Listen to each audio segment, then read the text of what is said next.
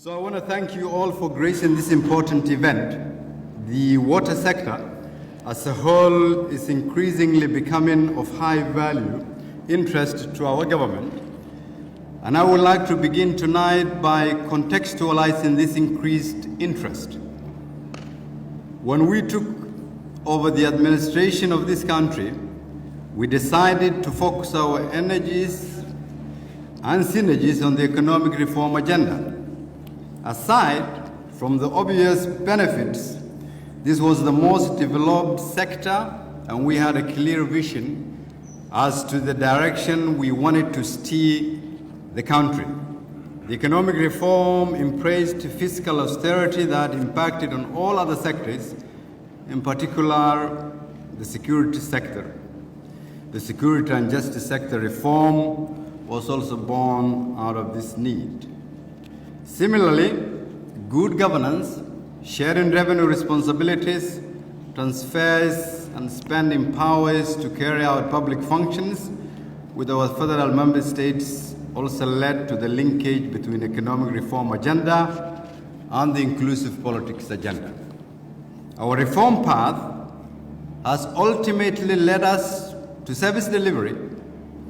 In order for us to sustain the benefits of our reforms, to grow our economy, to improve key sectors, and most importantly, to enhance government legitimacy, it is inevitable that we also give due attention to the reform of the social service sector.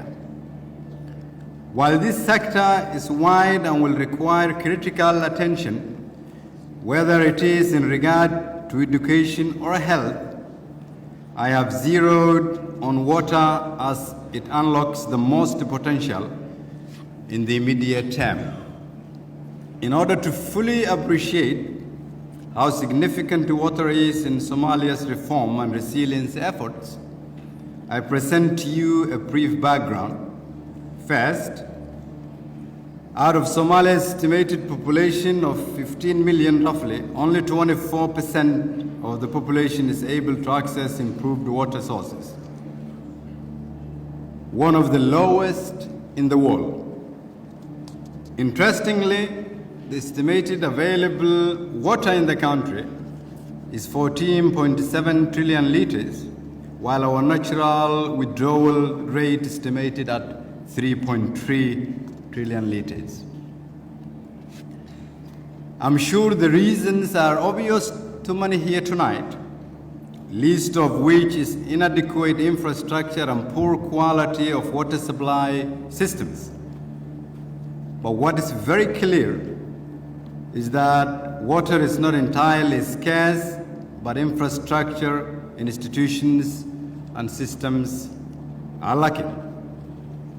A joint study between the federal government of Somalia and the African Development Bank in 2014 identified the gaps in the water and sanitation sector as limited infrastructure and weak institutional capacity. The effects of water scarcity are felt in all aspects of the society. It is a major impediment to our economic growth and recovery initiatives, as it denies us the opportunity to maximize output in agriculture, business, and livestock. In the security domain, scarce resource repeatedly contributed to tensions and even violent confrontations among pastoralist communities, leading to an already fragile context even far more fragile. The severe and very difficult droughts that we face also make the victims susceptible to recruitment into violent and terrorist groups. Yet, millions of donor funds are annually spent on water resource interventions. Ladies and gentlemen and colleagues, excellencies, I would therefore like to thank today or tonight those here who have made substantial contributions to this sector and who are still trying to make a tangible impact. Today, We're here to debate the way forward with a vision that in the next 5 years, we should all try and plan to have a nation that is water sufficient and able to manage our water resources in 5 years. A more coordinated and joined up approach to supporting this sector is urgently needed. My government has begun reaching out to the partners to establish a comprehensive national water resource strategy plan that will help in the promotion, planning, monitoring of the water sector. This strategic plan is a much-needed initiative and will strengthen coordination and provide a structure and priorities for a reformed water sector focused on needs and deliverables. The government will be relevant when it provides basic services such as access to clean and affordable water to its citizens. This will not only provide water for consumption, but also contribute to both economic reform and mitigate violent conflicts and impact the effects of the droughts we've been seeing over the past years.